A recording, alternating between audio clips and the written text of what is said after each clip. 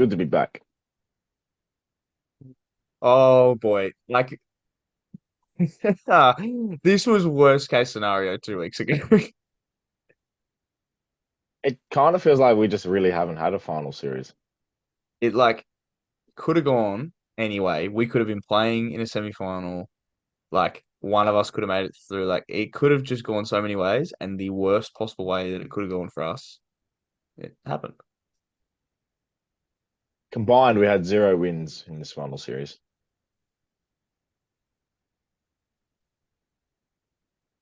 I, I hate football. Yeah, football sucks. I don't even why cancel the episode. We don't care about football anymore. We're gonna talk about anything else. I'm more than happy to do that. Like we could Well, stupid yeah. sexy chips. Oh, we did just okay. For Yeah, context, yeah. everybody, we just spoke about chips. It's fresh on our minds. Fucking fresh on the dome. All I'm I thinking about really is like Doritos the right now. crunch. All I'm thinking about is fucking Doritos and a beer, apparently. So, Yeah, Jared's brought in sponsorship money, and we're currently sponsored by Carlton Dry. So look, weekly, if we promote Carlton each please, weekly. that'll do me for Friday. It's a good afternoon, that one. Somebody say knockoffs for Oh, £12. couple knockoff. Just a couple.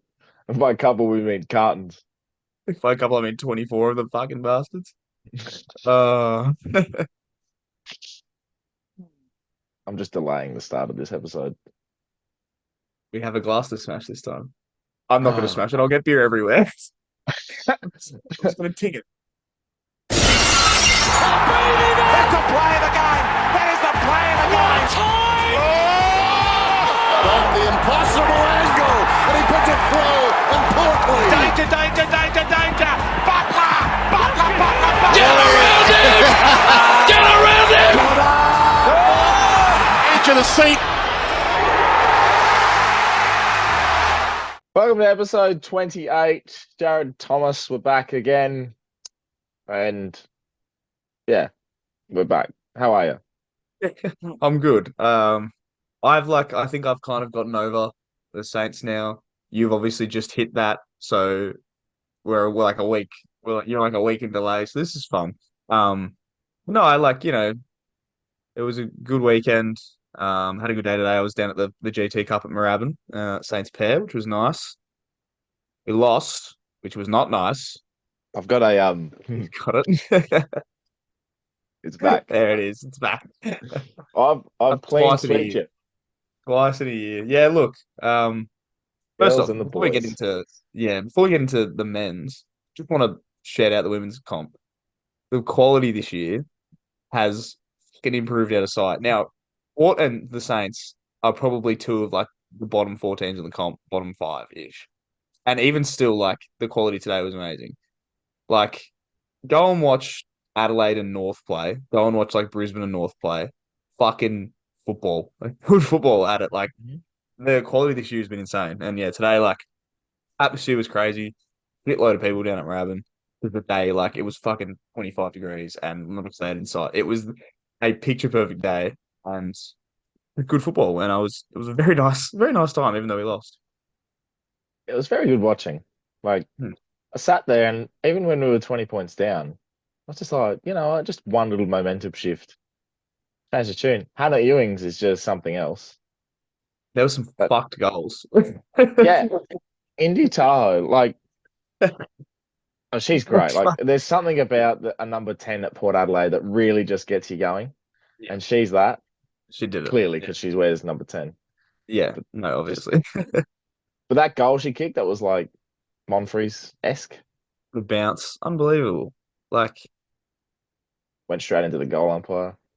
yeah, bit questionable whether or not the goal umpire was over the line or not. We'll look past it for now. I didn't watch the replay, so I'm just gonna hope. But like, yeah, like crazy moments today. Like, Jess Wardlaw kicked their first goal for us. Darcy Guttridge kicked two. Just good day of football, to be honest. And then Yeah. good sun, good vibes. A very good day. just to be out and about. And then hungover Anthony was what time was the wake up today? I wake up at 11. So not as bad. I No. went to bed at 6. So, huh, yeah. I didn't plan, even like losing, I didn't plan to go out and write sins, but I did.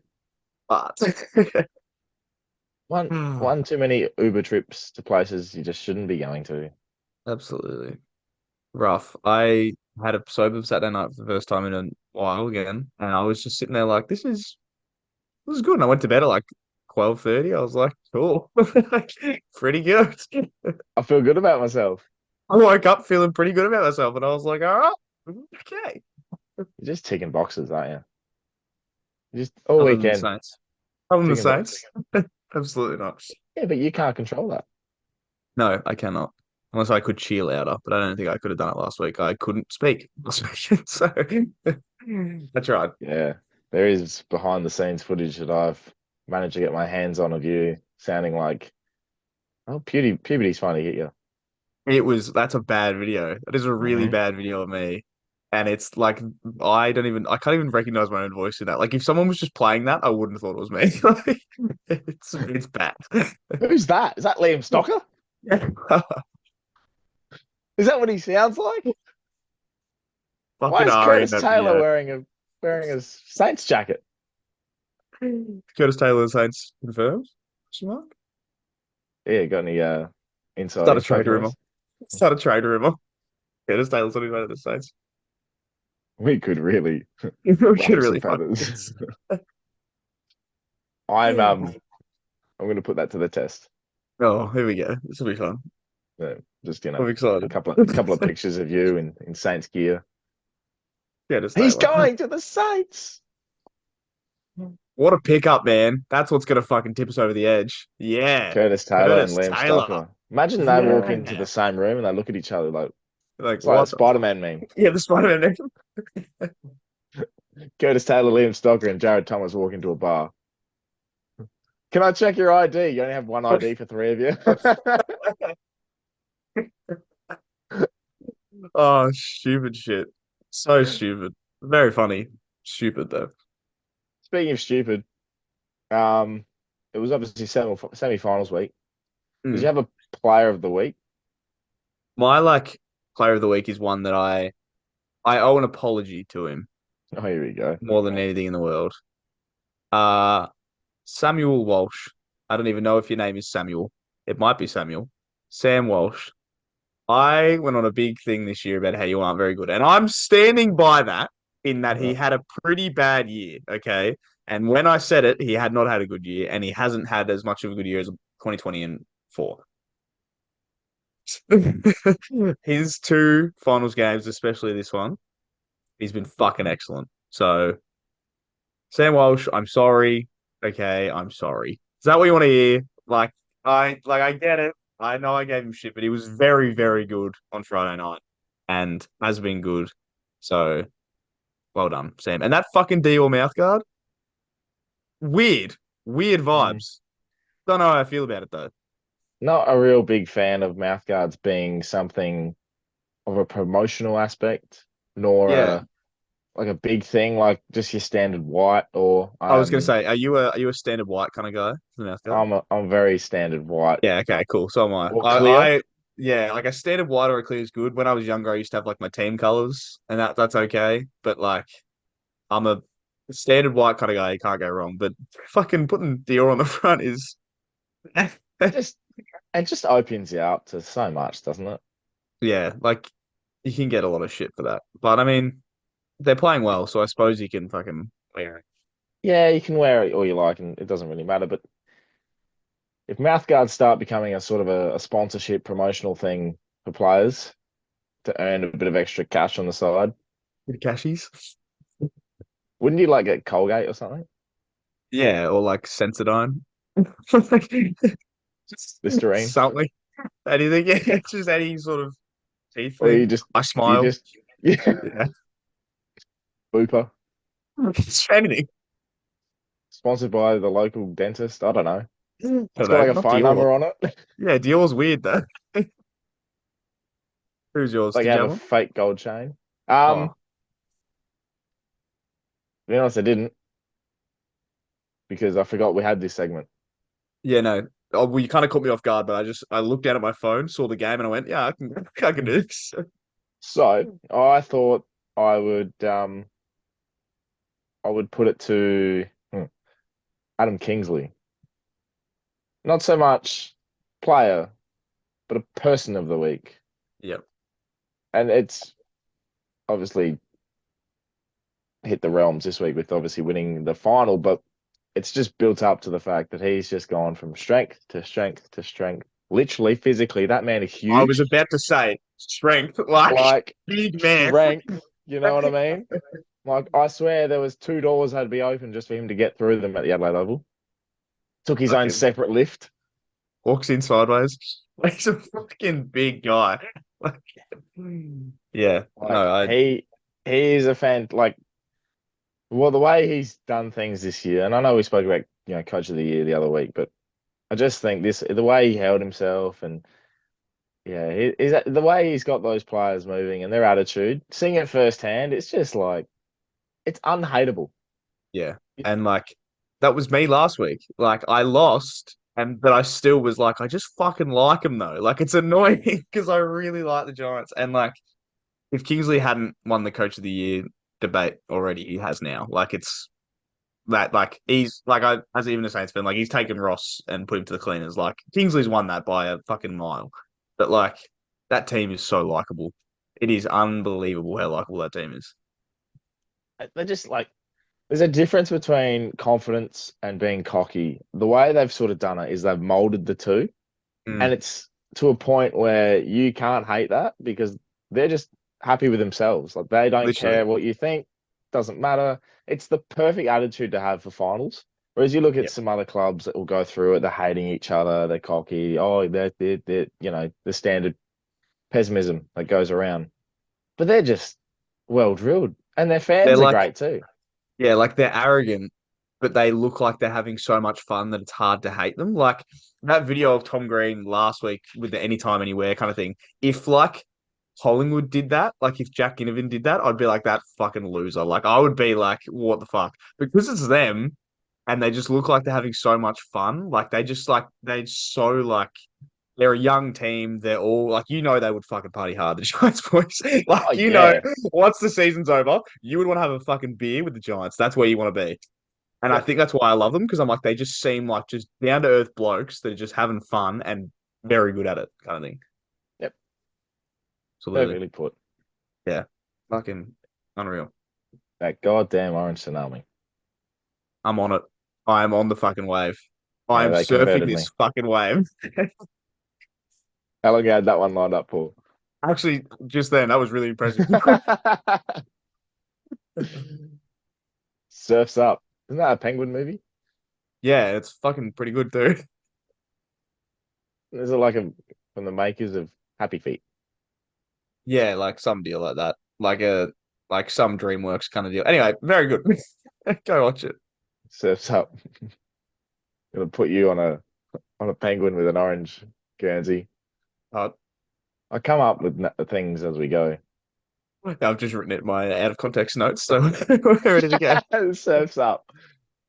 Also, before we go into the semi-finals, I just want to shout out GWS's social media team. Oh, have they gone to a level this week? Like, they are so good. Oh my It is God. insane how good they are. That's that Cooper Hamilton video of them trying to get Crows fans to come over. I haven't believed What it. it did is everyone still loved GWS. Even Port fans were like, "That's so funny," That's pretty but funny. it made us hate Crows fans even more. So the way they did it was just Unbelievable. it was a showdown So within a good. showdown. So good. And like that, like the one-eyed giant video that they did after the Saints game, like just the shit they make is so good. And like they make really funny stuff, but then like just some of their compilations and stuff, like I was talking about that Tom Green anytime anywhere thing. I watched that after they beat us and I was like, fucking yeah. Like Yeah, kind of fucking boys. Like I was like, holy shit. Look at him. Ah, they would just become Giants fans. I'm fucking on that wave. Like, I'm telling you that. They are. I hope if I'm not working the Collingwood GWS game, I will go and I will fucking find a GWS scarf. I don't know where, but I will find one and I will fucking ride that wave. Because holy shit, I was there at the 2019 prelim when they beat the Pies then. I will fucking be there again. We'll do it later, but there is there is a scenario for the AFL right there. Oh boy, imagine Friday night. They do like what Collingwood did to Richmond. Yeah. Best team all year, and then all of a sudden Collingwood pop up. Yep. 2018 prelim. Yep. Like what the 2016 Dogs did as well. Knocked out Yeah, Hawthorn. I was like, hang on. Hang on a yeah. second.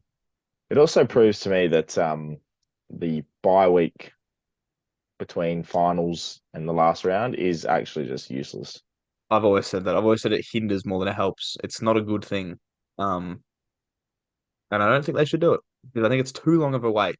Collingwood, if I tell you what, like this is going into the tips a little bit, but if Collingwood lose to GWS, they have like 100,000 members, whatever it is. 80,000 people will be livid that there is a pre-finals bye because they will be like, we had too much time off, we won, and then we only played 2 games of footy in 5 months, blah blah blah. And I am on that side, and that's still going to annoy me. So I'm like, I think the pre-finals bye has to just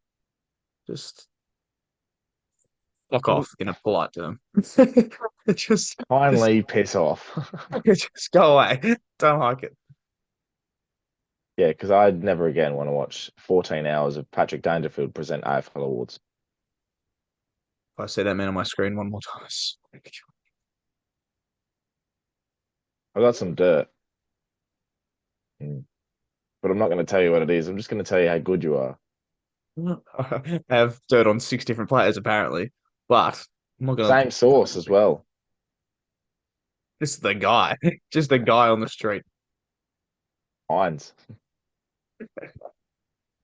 Anyway, let's do it.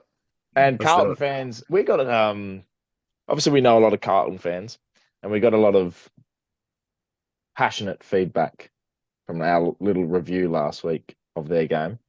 We weren't really that well, we were positive, but kind of We neglecting gave a of the lot of fact shit that, to a lot of players. Yeah. yeah. But right now, I'm gonna we'll do it. So review obviously Pies, Pies, Blues getting the job done in the most extraordinary of circumstances to a crowd of 96,000 people, to a Melbourne team that everyone was claiming to be probably the best at this stage of the year. And they've just gone in and they've said, you know what? We don't give a shit. We're riding this confidence wave. And Like it's beyond belief. Like the game, watching it itself, the game was shit. I'm not going to lie. It was that third quarter, Oz kickers. horrible skills. Yeah, horrible skills. I thought it was raining. It wasn't. It was the most perfect of nights, but it was pissing down in my eyes. But they rode every bit of pressure that the D's brought. They took all the momentum that the D's had and they just flipped it. And they had the Yeah. perfect passage of play at the end to kick the winning goal. And there was nothing better to see than the goal assist going to Doherty with a shoulder that was literally hanging out past punt road. That we say we want to ride the GWS train, but I tell you what, like, wouldn't be so bad riding the Carlton one either. Like I don't even know how to word it. First off, you text me like 8 minutes into the third quarter being like, is it wet? Like, and I was like, it has been 24 degrees and sun the entire day. There will not be a drop of fucking rain anywhere near the ground. And I was like, the skills have been terrible. But that last 3 minutes of action, like the last three, minute 15 or whatever it is left, and Doherty takes that mark, and whoever goes to defend him like falls, and Doherty starts running. I was like so caught up. I like something just took over me, and I'm just like standing up, and I'm doing the full like screaming at him to go.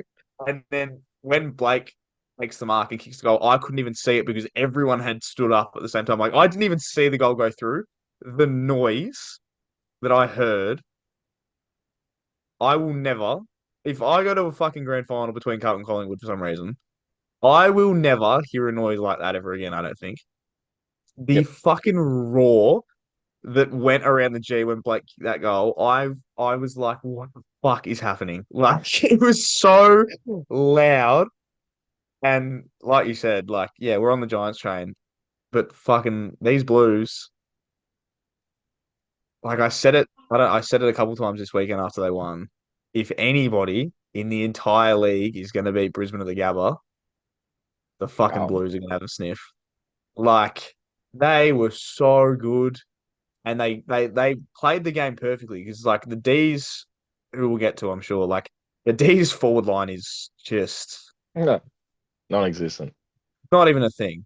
But the fact that the Blues like knew that and went, okay, we don't really need to worry about that. Let Wiedering kind of do it all. Let him do the majority and then just attack really hard and let Wiedering kind of soak up that pressure because they know that the D's can't really do that much outside of it. And then the way they just run and like carry the ball, Walsh, like Nick Newman had 30 as well. Like, just Sard played, I think, one of his better games for the Blues. I think Sard hasn't. He's had a fine year, Sard, but I think he was really good um on Friday. Like you said, with the shoulder and then the goal assist at the end. Like, fuck, they played well. And the scary thing is they did it without Charlie firing again. And so if you go to the Gabba now on Saturday and Charlie just like does fire, oh, oh boy, It's watch out, almost Brisbane. like to the point now where if Charlie does fire, it's almost a one-man job. And that Mm, probably hinders them a little bit more. And I think that's why you see the likes of Mackay out. Charlie's not really firing, so they're relying on others, but they don't have that sense of, oh, we've actually got others to hit up. no, Whereas now you look at it, like you look at the goal kickers, they had midfielders kicking goals. Motlop kicked his couple. The Koning was got them into the game in the first quarter, which was some of the best. That was the best 10 minutes I've seen from a big man in a long, long time. you know what it reminded me of? That Mason Cox quarter that we were talking about, like the Yes, Collingwood Richmond game. That yes. DeConing 10-minute patch was me thinking about Mason Cox in that Collingwood Richmond prelim, being like, holy fuck, he's having one of those games. Like he just was taking everything, picking him from everywhere. Oh, Akers kicks his couple. Kennedy pops up always, even though always is probably always. something to consider there, Mossy. But the spread, and I know we'll talk about the D's and 9 goals, 17, and blah blah blah. And yeah, I'll show the picture of the two little sticks because it's absolutely Yes, they terrible did. the way they were Yeah. kicking. But I'm telling you, the way again they were able to ride the bumps of the D's momentum and then just flick the switch back on. It's a sign of a team that's mature enough to possibly go that next step. The toughest And thing is obviously going to the Gabba. like the thing is, like our two teams probably going into the rest of this are obviously like going to be probably Carlton and the Giants, right? The thing that the Blues have that the Giants don't. So the Giants have a little bit of finals experience on their side. They've got a few players that have been there before, a few that have played a granny, a few that have played a lot of finals. Carlton don't have that. But what Carlton have is 90,000 people every single week willing them the fuck on every single time. Every Carlton goal, no matter how down they are, they will fucking scream. And it is like you can't even underestimate how much that does for a team because you can like it's a D's home final and they were kicking goals and you weren't hearing that much. And the Blues were kicking goals and it was fucking pandemonium. Like that does wonders for a team. So I think the thing with the way the Blues have their talent, the way they're riding at the minute, you get a good contingent of Blues fans up to Brisbane and make it not as one-sided as a lot of Gabba games are. Yeah. I think the only thing that possibly hinders them, and it this actually is two-sided because half of me is like their best is yet to come because we haven't seen it this final series, but they have played pretty it's not average football, but it's just not. If a team actually has a decent forward line like the D's don't have, Hmm. i.e. Brisbane, Yeah. um, they could get found out. It's Like, the only thing. I think of the 8 quarters they've played so far, 4 of them have been like football that they want to play. The other 4, which is like the back half of the Sydney game and the front half of this one, is like them being like not as good as they need to be. And that's the only thing is they need to put in a 4 quarter performance in the like they need to show it against Brisbane because Brisbane will punish them if they don't. Gonna Correct. be insane. I do want to highlight a couple of players because I thought they were sensational and very underrated considering the people are talking about your Walshes and Wiederings. Mitch McGovern and Pitto, Mark Pitnet. You know. His ruck work with Gorn got to the point where Gorn got so frustrated. It was in his Mm. head. And we saw the That's set what- shot. He Yeah. finally beat him in a one-on-one. And Ruckman can't kick goals anyway from a set shot because they're terrible. No. But it's a disease. It's a terrible, terrible disease they have. Being over 200 Gumby centimeters. disease. All I can do is tap ball. Tap ball and tap ball good. Tap ball. Oh, that's a long way down to my feet. A long way down. I can't bend like that. Oh dear. Why am I halfway down? I don't know.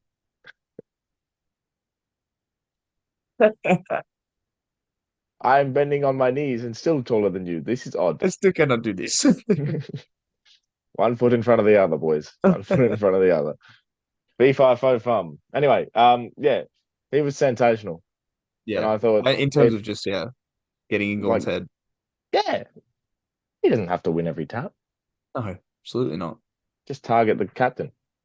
Just get going out of the game and life's good. Well, Gordon still ended up in the game. He also cost them the game. Yeah. Like, no, Do you you know remember who I think.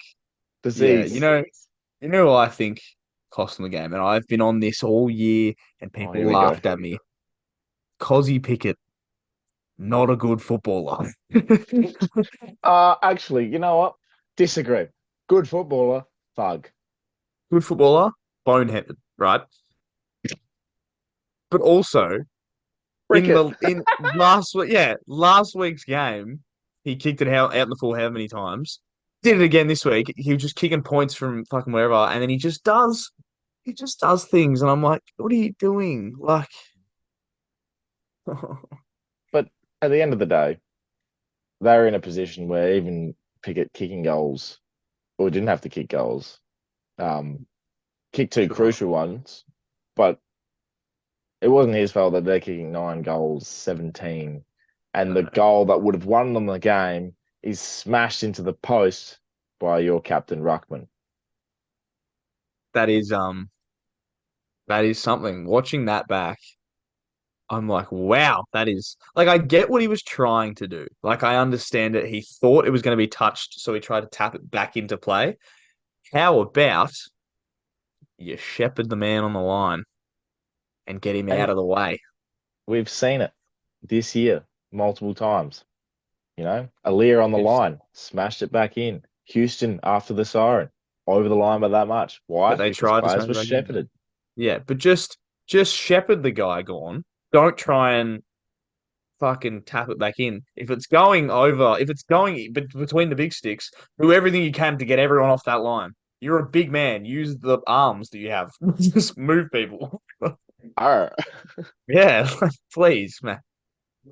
Remember I was talking about, I don't know what these do. All he Yeah, knows is that is tapping. Max going. Yeah, all he All I knows how know. to do is tap and then miss set shots. Oh, Max. Did you see that car? Because you just did a drive-by, mate. That was Poor not bad by Max. you. Poor Max. Um, in general, though, I think players have just become not as good on the line. Like they're not aware No, anymore. no, Like, you need to have a bit of game awareness. So ever since, you know what it is? Ever since Dane Rampy climbed that fucking goalpost, yes, everyone has become stupid. I don't get it. they stupid. They quite literally have no idea. Yeah. We've seen Uh, players holding, shepherding, giving away free kicks on the line. They've lost the plot. yeah, I don't know. It's weird. But in saying that, at least they were on the field.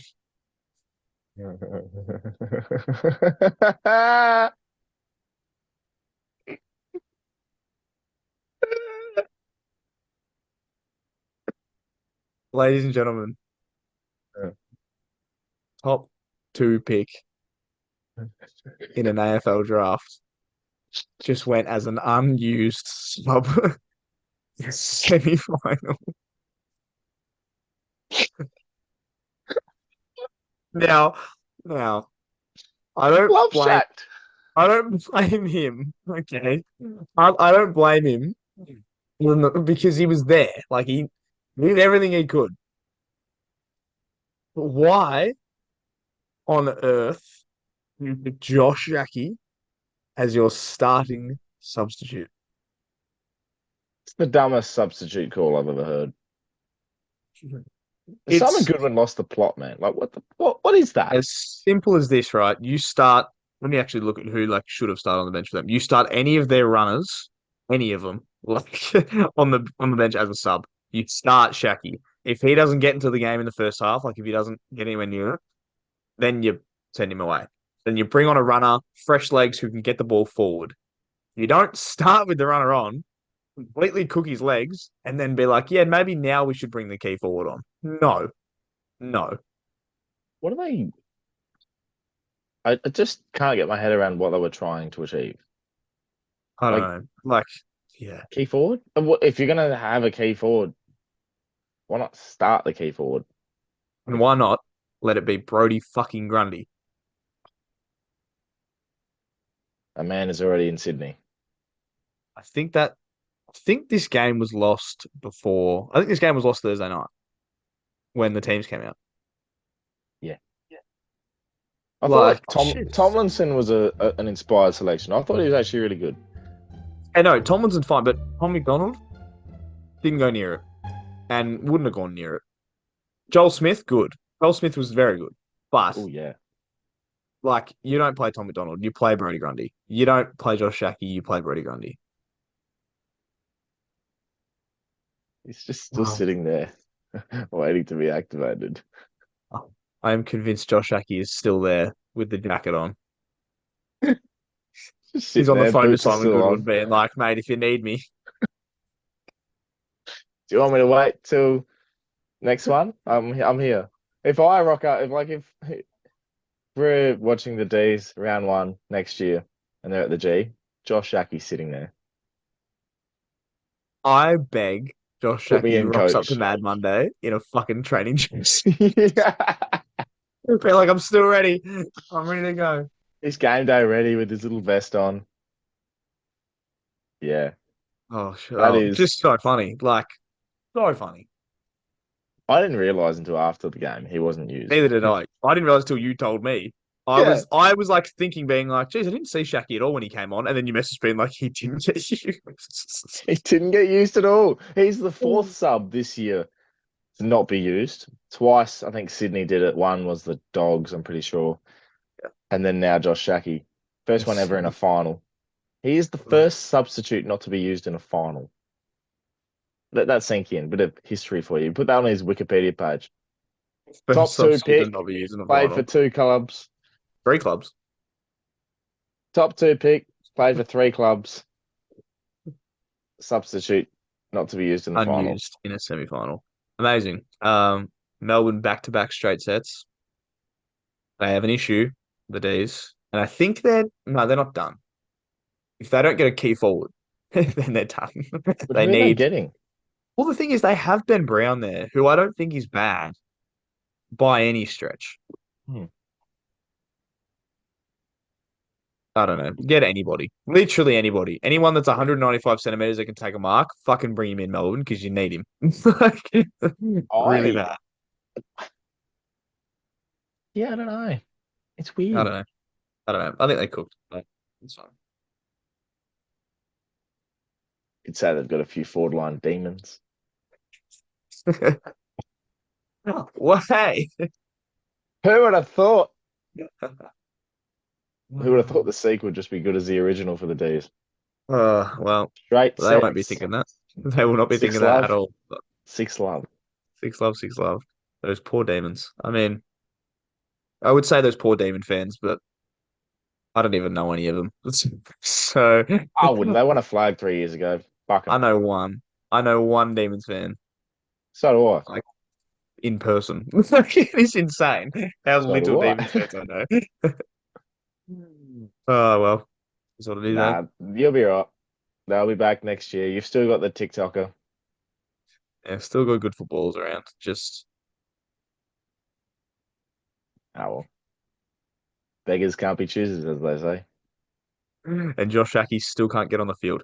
Saturday.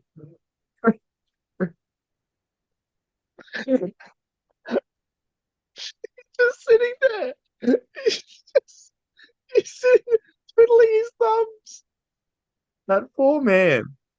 I feel bad for him a little bit. Put me in, coach. Put me in. Reminds me of the Oh, longest yard where that guy just doesn't get used and I finally don't gets his play him at all. opportunity and just terrible. So He literally get like back they on. don't play him, and then he goes on at quarterback because Cruz does his knee, and then Yeah. he gets done straight away. And then he's just like, your time, your time, your time, your time. Oh He gets shit. murdered. Oh Uh man. yeah, let's go to Saturday, huh? Well, your review just came out like an hour ago as of recording this. Hmm. That was a watch. That was a serious watch. Was it? I could like feel the heat coming through the camera.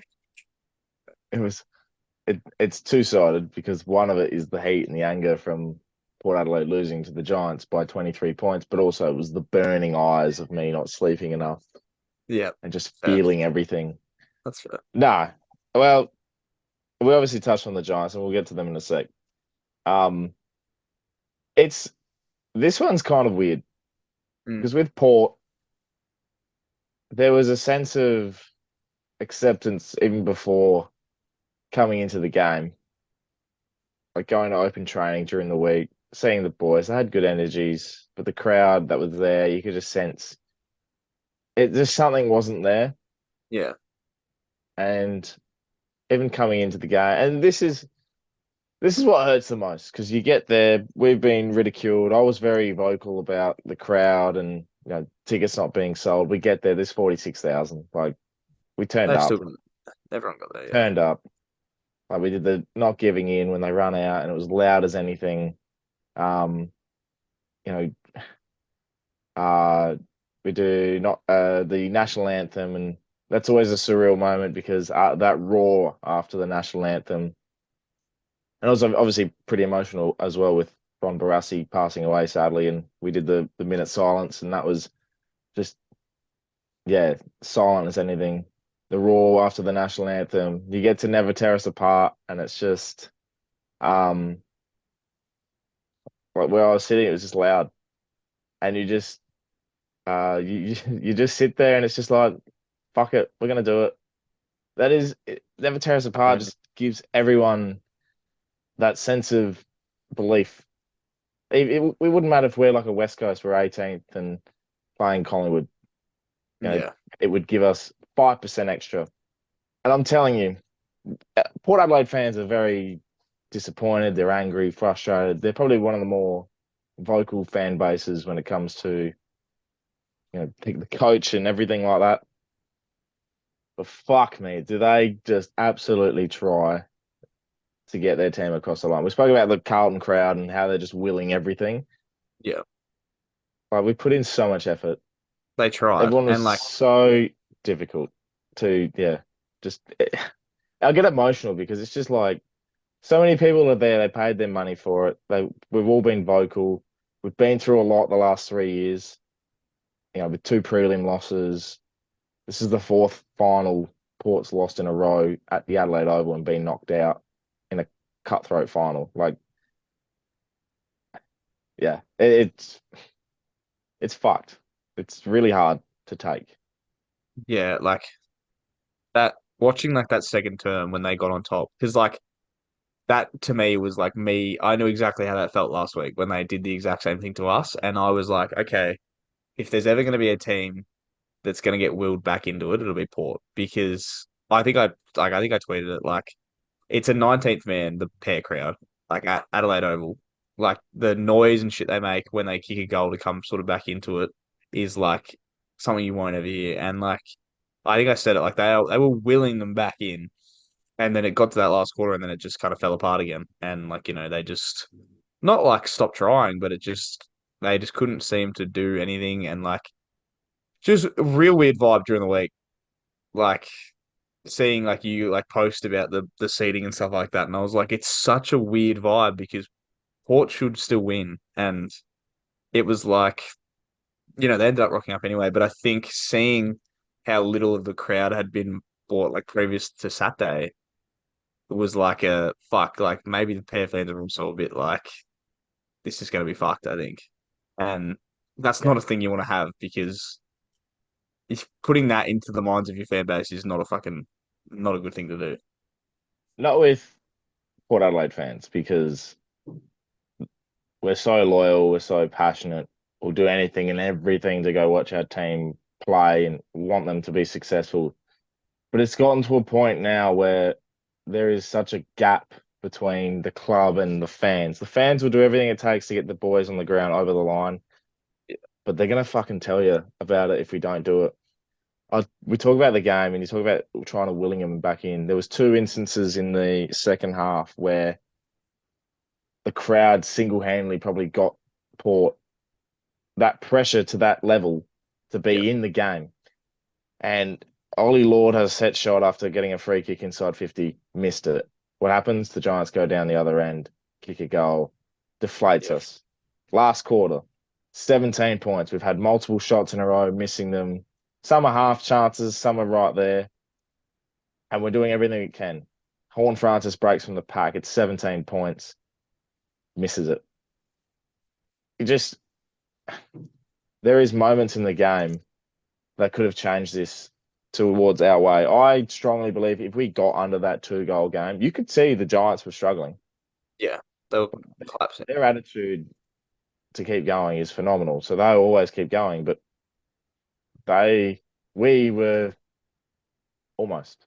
Just almost. And you kick a goal. If we got under 2 goals, I think we were winning that game. My like my view of the moment for Port where it happened, and I went, I don't think they're gonna win this game. Was it was a mirror, like a literal mirror to the Doherty mark on the wing, and it was Jed McEntee, and he takes it.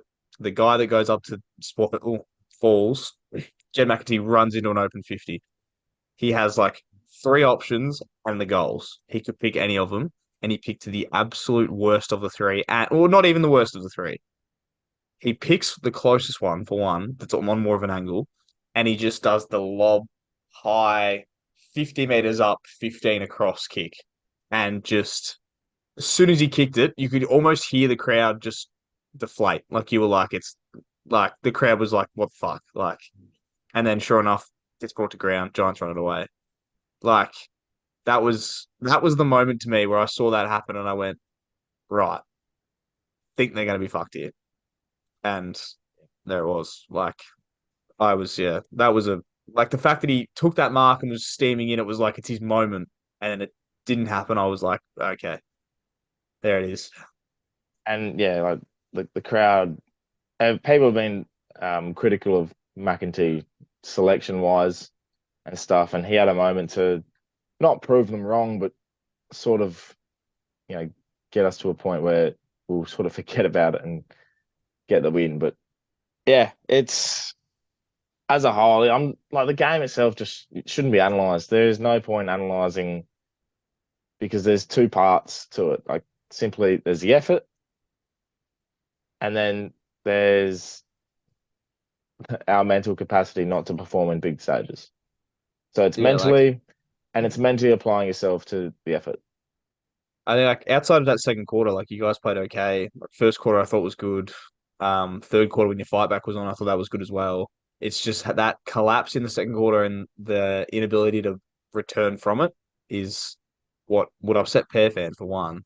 But like it's going to play on the minds of them because they went down, 4 or 5 goals, and then was just like it just seemed like they just turned around and went, all right, we're done, and not good. No. And the worst thing is obviously Tom Jonas retiring, so he doesn't get to play anymore. He got chaired off, which was pretty sad. We don't like seeing players retire. But the other thing as well is the whole Boak thing. And Yeah, I just know, like, I honestly, and it's not even biasness, I generally thought he was our best. And the yeah, fact no, that he had 21 touches, kicked 2 points, which one of them was reviewed after touching Sam Taylor's calf, which I was right there. That thing did not touch his calf at all. So fuck you. And I think it also, did, but no, no, he doesn't have that big of calves. They're not Jack Sinclair's. All right. Didn't touch his Sam Taylor, piss off. Also, do the job next week. Um, but also, and then I saw your tweet about the snap as well. I genuinely laughed at that because I rode that home. I yeah, literally like tried to move the post out the way so that when thing he would swing snapped it, I in. was like, it would have just been like over the fence, like he would have been well into the fucking ground by that point. Can I just say as well that when they run out and they warm, because obviously front row, like they're warming up against the post, he's just like that far away. It was very exciting. They're doing the little sprints, and I'm just like, "Ooh, Hello, Trav. ah, it's me, it's me, I'm here." But if they don't give that man a contract, I'm going to flip my lid. There will be a lot of very pissed off Port fans because Boak is one of those guys where he knows he wants to play on, so he knows he wants to keep playing. But if Port don't give him one, I could not picture Travis Boak in anything but a Port Adelaide jumper. Like, Yep. if he decided to go somewhere that like needed him, I'd be like, that's weird. Like, I'd just be like a really odd thing seeing him in a jumper that isn't a Port one. I think it's so hard to tell. I think they're going to re-sign him because I don't know. I don't know why. I just think they will. I think there was signs last night, and obviously tried his guts out, and clearly showcased he should get a contract anyway. Because when a push comes to shove, Rosie, Butters, Horn Francis, they had glimpses. Rosie had his worst game of the year. Yep. Willem Drew was average. Wines, they just don't play in the middle for some reason anymore because apparently putting a big contested ball on the wing is fucking fantastic. Um, it goes to show that you experienced players are so valuable, and he wrestled that midfield back into it. Yeah. So if they don't give him a contract, it not only just it's so much more than just playing on with Boak and giving him a contract because he is he is Port Adelaide. Yeah. There's all those fans that look up to him. He does so much work with everyone in terms of charity and stuff, and like he's just Port Adelaide, and you're going to leave him stranded on 348 games? No, you can't. And that's not even me pleading. That's literally everyone. Everyone in the AFL. I think if No he one was wants to. forced to retire, And that's the thing as well. Like, he's still got a lot to give, but if he wasn't offered a contract by Port, I don't think many teams would take him, just purely on the basis of like the teams that are still wanting to compete for a flag have the ready-made midfields that he won't break into. The teams that are on the other end aren't trying to pull in a 30, like whatever, however old he is, Boak, because they don't need that. Like they just want to just keep building their young midfield. So I think the issue is they won't, like if they don't give him a contract, no one will. And that's a fucking horrible way to go out because he needs to be out there.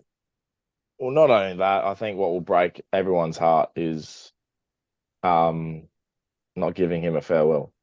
Yeah. He deserves to have what Robbie Gray had in a showdown, and he got to do his lap of honor. 50,000 people applauding him. And, oh fuck, I'm gonna start crying if I keep talking about it. But it's yeah, he Yeah. deserves that. He deserves to be chaired off and everyone applauding him. He stuck fat with us all those years ago. Why Yeah. can't we do the same? Yeah. Like he was there when like there was jokes this week about the tarps when the crowds, whatever. Like, but he was there during the tarps days and like he was there when all those things were happening. And then obviously you had all those years with Paul where then you guys started coming back and you're making prelims from like 2014 onwards kind of thing. And he deserves to be acknowledged and not have his last game be a semi-final loss in a straight exit, like in a straight sets exit. That's not how it should be for him, anyway. This is also a case of the Port fans need to make sure they keep their fans. The Port team need to make sure they keep their fans on the side. This isn't just a list management decision. This is a keep your fans fucking happy decision. Like Yeah, you need to do this, otherwise you're gonna fuck yourselves. I don't know. The the Giants. yeah. This is not a Port review. If you want to go watch it, it's on the channel. Yeah, it's there. Yeah. So Um. I went into detail. Oh yeah, Yeah, it's good. yeah. Anyway, the Um. Giants, that tsunami, I tell you what, watching it live, oh boy. Fucking good in it. That's what I'm saying. Oh Like yeah. the way they move the ball, and like I saw it last week, and then obviously you saw it this week. The way they move the ball is fucked. And I've said it before, like the Giants have that finals experience, that grand final experience, and this game, Whitfield, Canelio, Ward, Toby Green, the Hmm. boys, like the fucking Giants boys that were Yep. there, did what they fucking needed to do. Canelio played unbelievable. He had one of the best first halves of my like I've ever seen. Whitfield kind of turned back the clock a bit. He had a really good game. 19 kicks is crazy. Jesse Hogan kicked four. Your man Jesse kicked four. Um, That man, I tell you, he's done very well. very good, but also, can you kick straight, brother? Yeah, 4-4, rough. Also, Really, when you're live and you're watching him, you just pick up little things. He drops the ball on an angle. yeah, he's a real weird run up as well. It's Yeah. gross. It's a little bit gross. Don't like it. Mm, I don't either, clearly. No. Um, yeah, like the guys that have been there with them for those finals stepping up again because they know and they're very, very, very talented, the Giants. And yeah, the fucking orange tsunami is good. And like they are picking up more and more fans as they keep going along. And so now next week at the G, there might be like 90,000 Collingwood fans there. But not just at home, but like there will be more Giants fans than you think because they're not actually Giants fans. It's neutrals going to support the Giants. Like, Yeah. yeah. Oh, if I was living in Victoria, I definitely would. If I'm not working it, I will be out in force for the Giants, trying to get this team over the line. I'd say this because it was quite funny. I took my two sisters to this game, um, and they're sitting there. They don't go to games often. They wanted to go for the experience. My little sister, never seen. She wouldn't have a fucking clue who GWS are. Not even as a place in Australia. Like she wouldn't know what Greater Western Sydney is. But she's sitting there. That song comes on, and this is her head just na na na na na na na na na. So good. The big big sound from the rest of the town. I'm sitting there going, yeah, all right, yeah, Yeah, all right. right. All right. Absolutely. The quote was, "This song is so much fun. What is it?" So good. It was like, I don't know the artist, but it's a team. It's very good. Very, very good.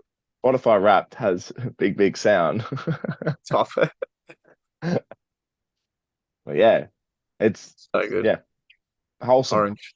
Yeah, and yeah, this team is having they're like the team of the finals, like the one that everyone ends up barracking for. Like every final series has it where you have a team that everyone starts to barrack for because it's like a Mhm. good story. And the Dogs had it in 16, and like Giants even had it in 19, kind of thing. And then like the D's when they won it, everyone kind of wanted them to win it for Neil Danaher and stuff like that in the streak. And the Giants have done it again. They're the team that everyone wants to win because they just keep fucking doing it. It's I crazy. like it. I So like good. it. Good team. Yeah, there was a semi-final straight sets exit I wanted to have. At least it's to the Giants. Yeah, I was going to say you could lose to worse teams. Like, you Oh could lose to a yeah, lot worse teams. That's a good one. Um, First time there's been two straight sets exits since this 2014. 2014. Yeah, Yeah, since Geelong and Freo, so 9 years. funny There you too go. because Port Adelaide was the one that sent out Freo that year. Yeah, that is So weird. the I think irony. North might have been the one that sent out Geelong, or yeah, Yeah, I think North beat them one of the times. I don't know if it was the second or the first, but they because beat them one of the times. Sydney played North in a prelim at ANZ Stadium. Yeah, there you go. North. Mm, I remember that. I remember 2014. Yeah, 2014 was good. Yeah. I think that's it. That is it. That's our round. Stupid port. Oh, so what are we doing from now on since our teams are out and we've got nothing to do?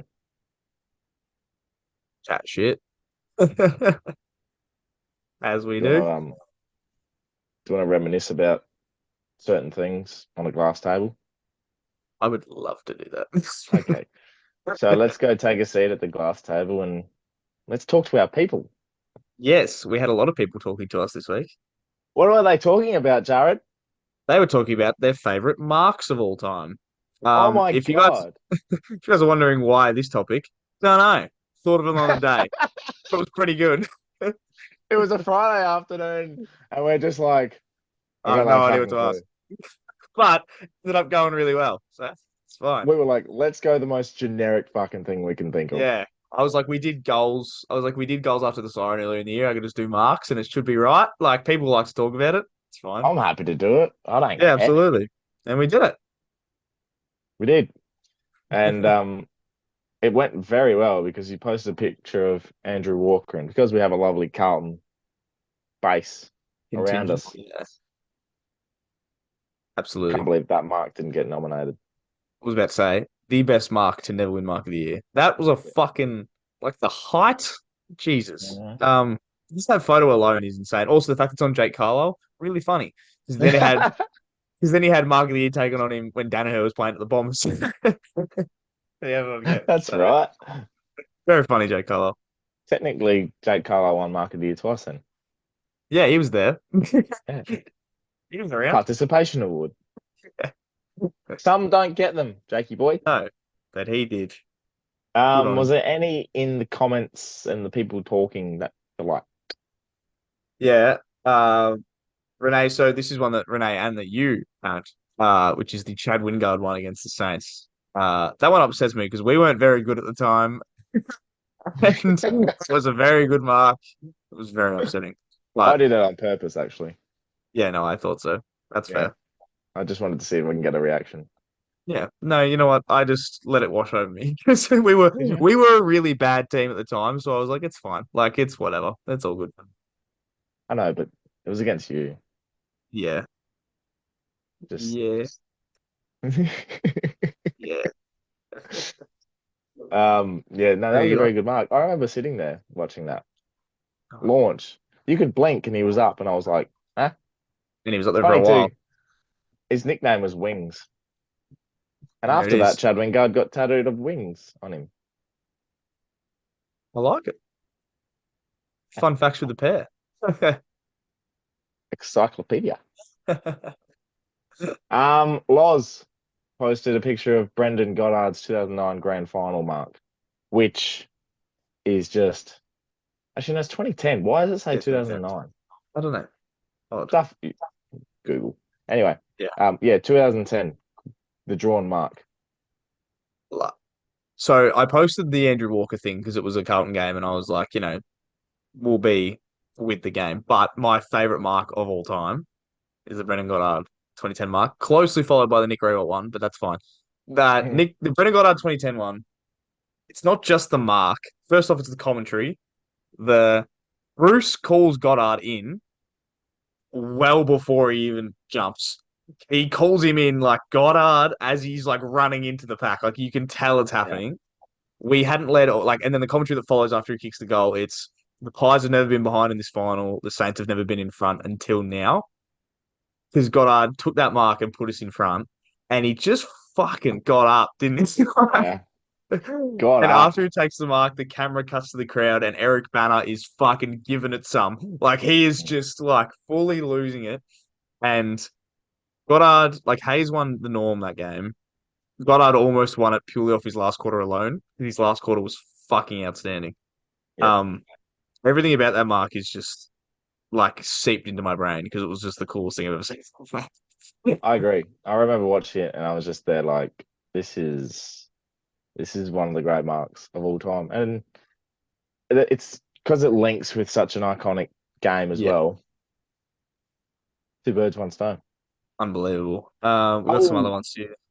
I will Yeah, match yours yeah, and raise you, yeah. literally. Sampe! Holy moly.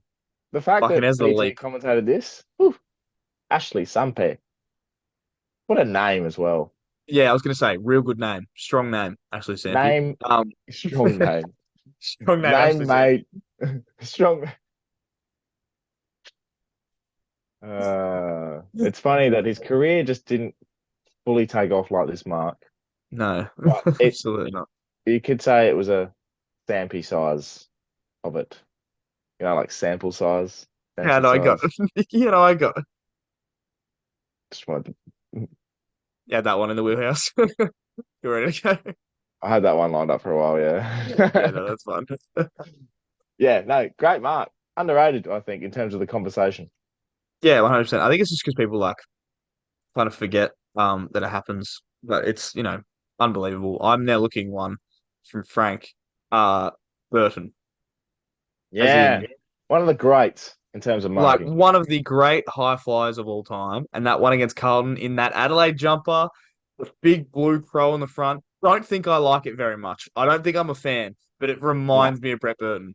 Like yeah, just seeing that jumper goes, that's Brett Burton, and that's that mark against Carlton. Like it's yeah, just what a fucking fly. Like he's one of the all time like Birdman. He's one of the all time yeah, greatest markers ever. He was Jeremy Howe before Jeremy Howe was doing it, and yeah.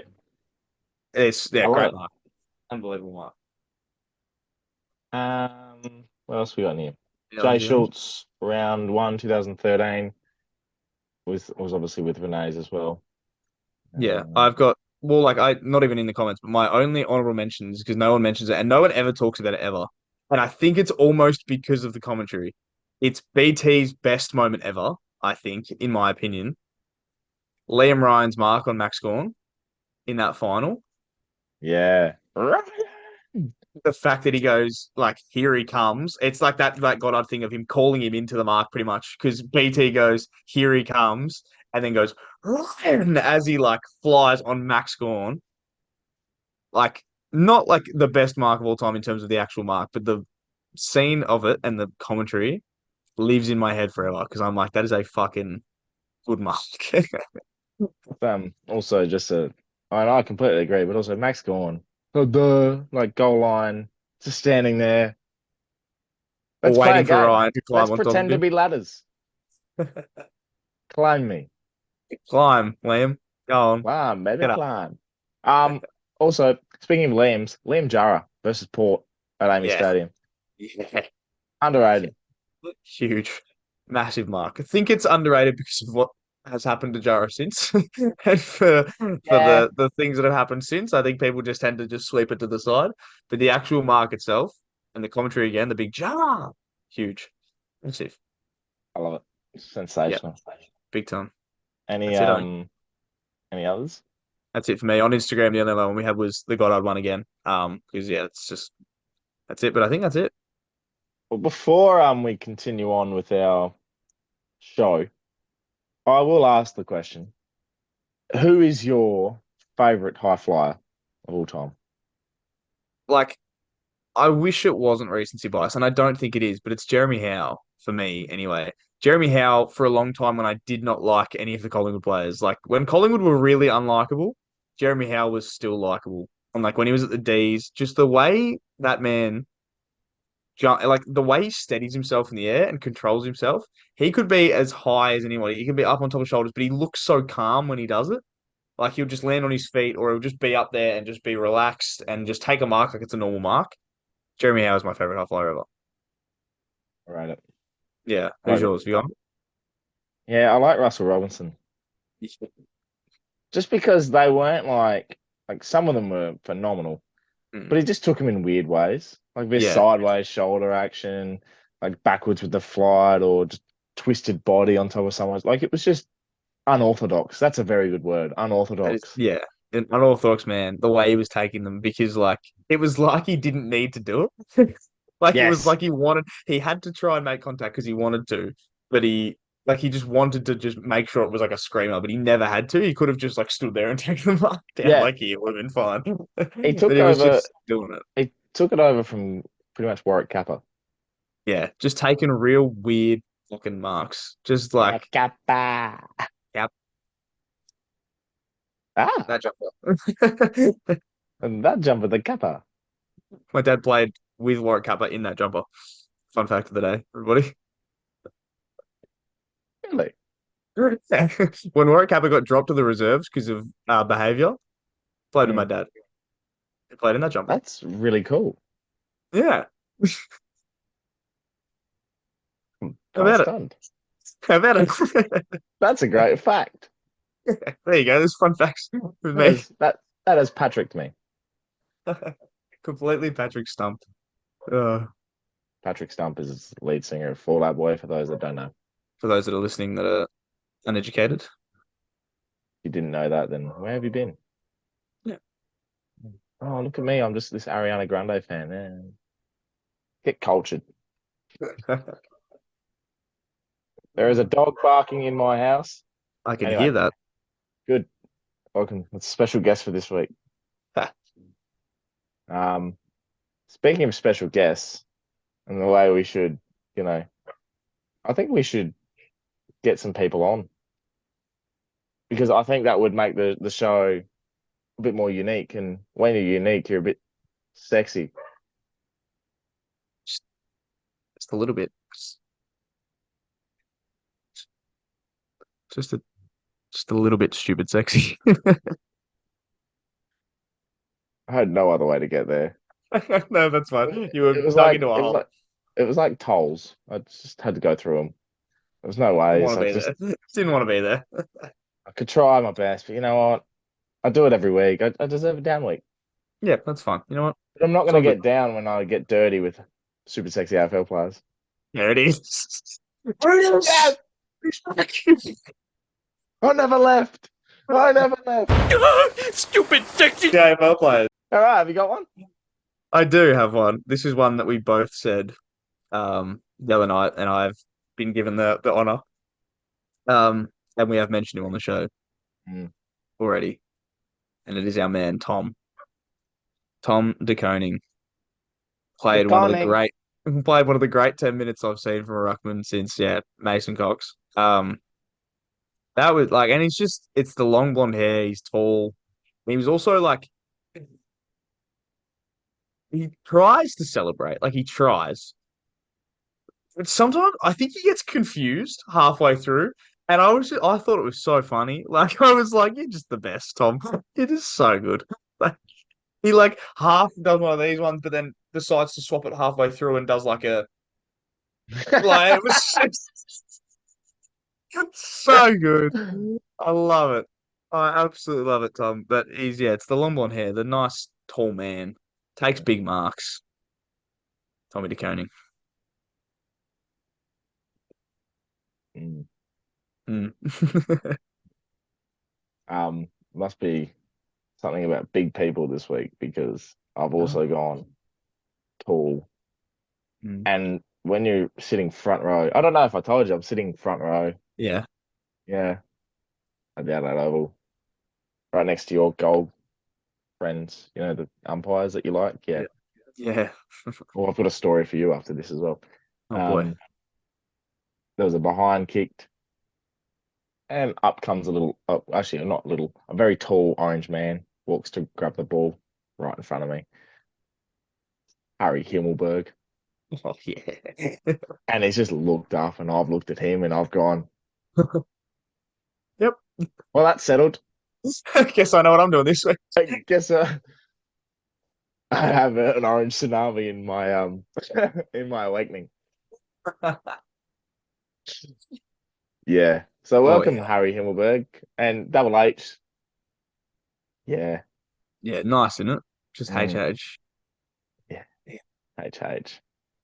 Mm. Oh, It's the big man, the big, tall, buff man. I I mean, don't know. Maybe it was just the fact that he's just signed a fat deal, so money attracted him a bit more to me. I Could be was the going to say case. you're a little bit chasing the chasing the 700K figures. He's just swimming in He currently. can share a zero or two. It's okay. Fine, don't worry about it. Give me a couple of Harry Himmelbergers and away we go.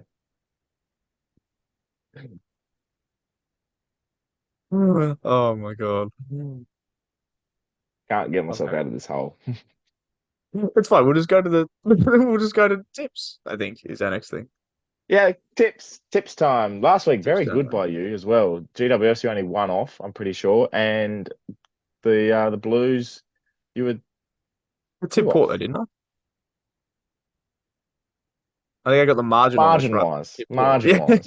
Mate, And I then wasn't yeah, talking about Port. Blues I was two off. Yeah. No, it was pretty good. Was happy with that. This week I think is gonna fucking suck. Yeah, I've already got mine though, Okay. and all I'll say is simply sometimes fairy tales are too good to be true. Yeah, okay. That's understandable. But also at the same time, it'd be very funny if there's two non-Vic teams in a grand final of the MCG. Because Like, stuff you Victorians, like honestly, oh, you're entitled with your big stadium. Oh, we can fit all your people in. Oh, shut the fuck up. Like honestly, what have you what got? I Oh, 50 people. Oh, what are you going to do, Jared? You're going to work in the stadium as well, are you? Oh, no, no, no. yeah.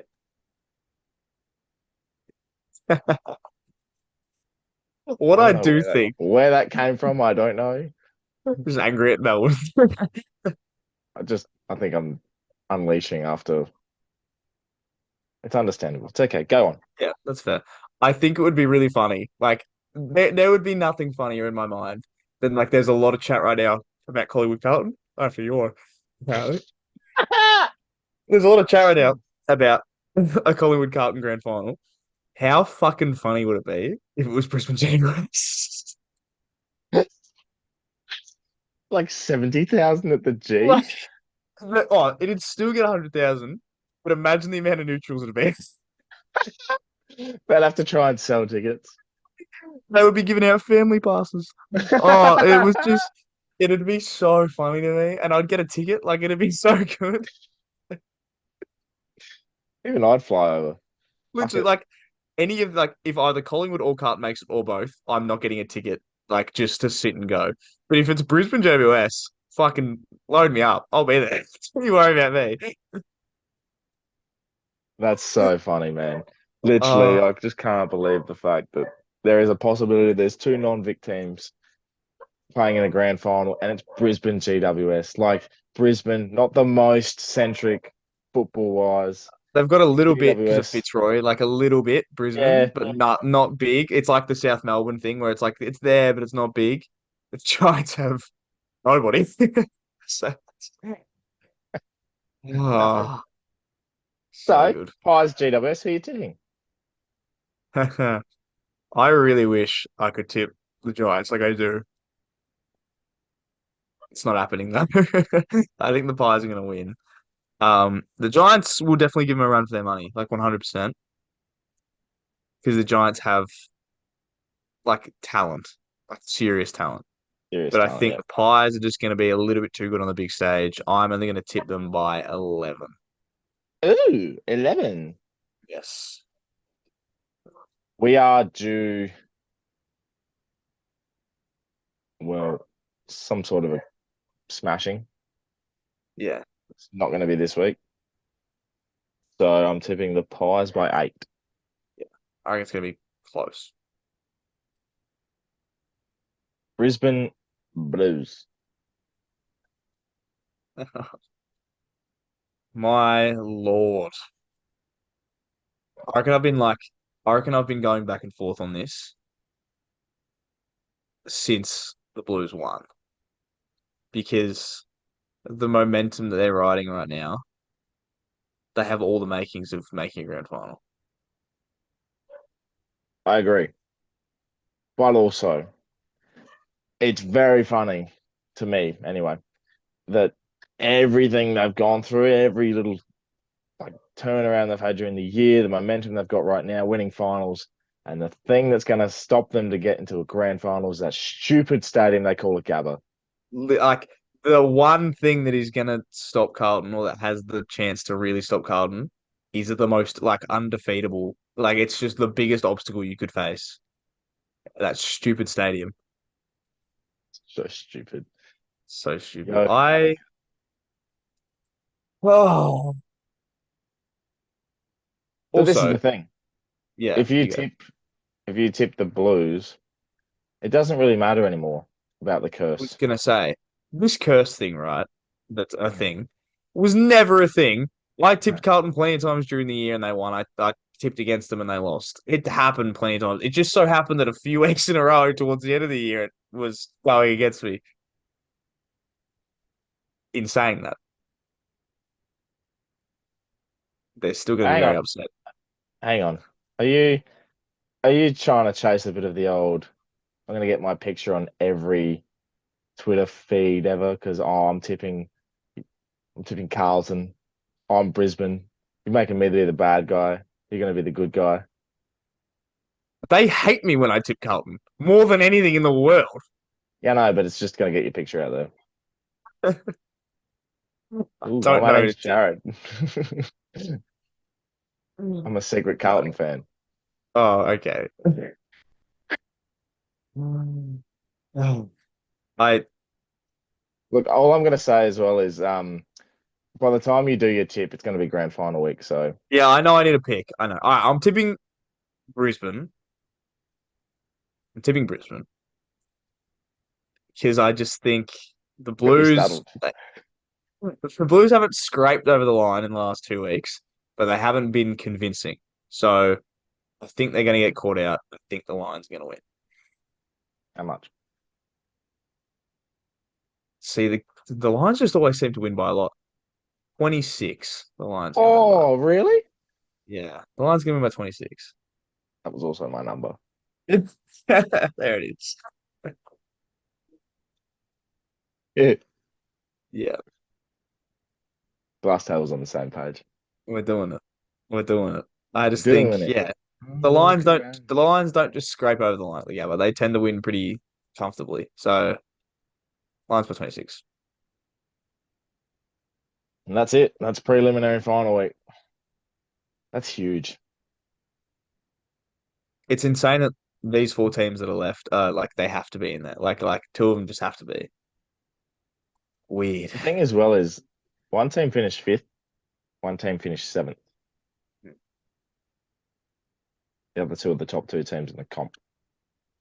So you'd think there's almost bound to be an upset.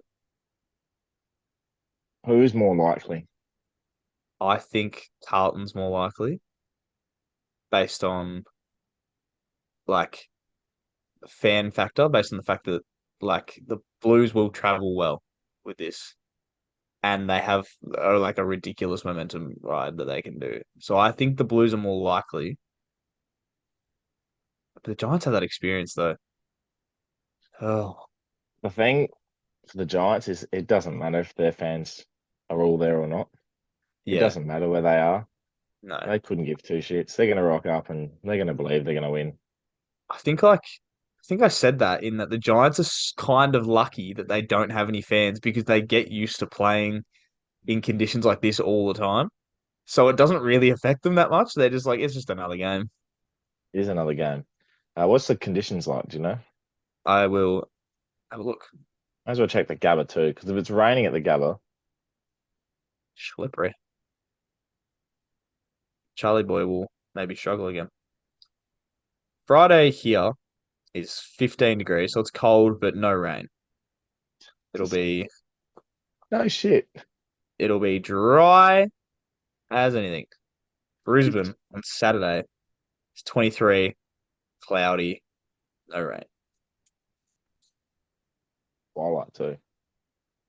So it'll be Brisbane's a one bit of of those summer. places as well where they go in when you come in at halftime, it's sunny, you come out, it's dark. Yeah. Come in, like you go in using the red ball, come out using the yellow one, and you're like, well, What's going on here?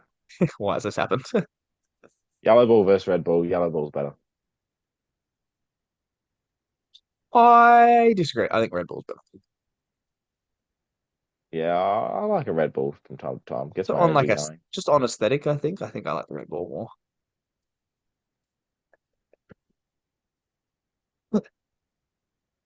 Oh. In fine form. But I think using it wise, I think yellow ball's a bit better.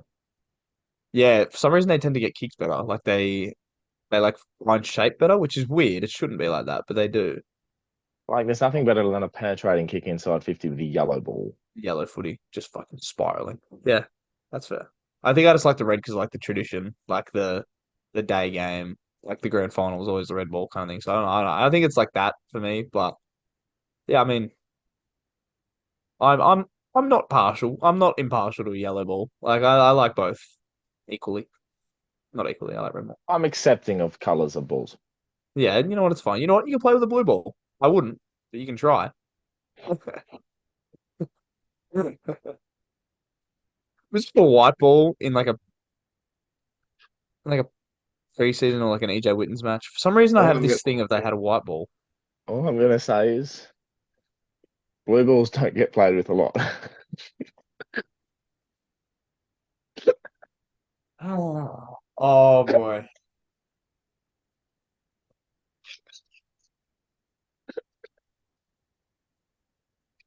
There it is. I thought you would have picked that up when you said it. Nah, I didn't at all. I was too busy thinking about the fucking footy. Anyway, back onto your white ball thing. Maybe in a preseason, not sure. I for some reason think like an AJ Witten's or like an AFLX. Oh, AFLX maybe. Maybe I don't purple know. ball. I don't know. Yeah. Anyway, that's us done. That's it. That's us done for the semi-final week of season. Anything you'd like to add? Hasn't been a good final series for us. But now that we have no skin in the game, now it's like, okay, now we can just enjoy the footy for what it is. Have a bit of fun. I mean, you can. I'm sort of just gonna come here next week and find out the results then. Have a week Yeah, off, I reckon. good idea. It's a good idea. Maybe celebrate this. The second GT Cup of the year. Just. No, no, it's the same one because we've just rinsed you in both the dubs and the men's. Yeah. So suck shit. Well, I got nothing. We're just there. We're just having a time. All right, Footy, eh? sucks. Yeah. Just before we sign off, just one last thing. If you don't fucking sign Travis Boak, I swear to fucking God, I'm gonna come down to Alberton. I'm gonna paint it red with the blood from your hands. Metaphorically, physically, probably not. There's a shoulder injury in there somewhere. Probably hurt myself on the way down It'd there. be a bit Car might break illegal. down. Something's gonna happen. Koshi, do you want to have dinner? The red that you've spilled over Alberton is just the wine that you had with Koshi.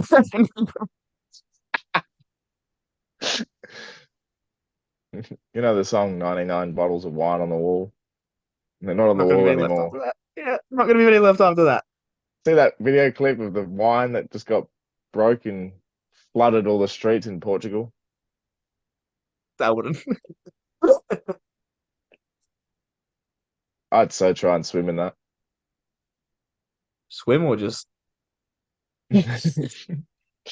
Oh, after a while, I'm probably not swimming. Nah. I'll look like the clowns at the show.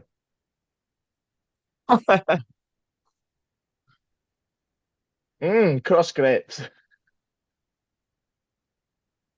Goodbye, everybody. See you later.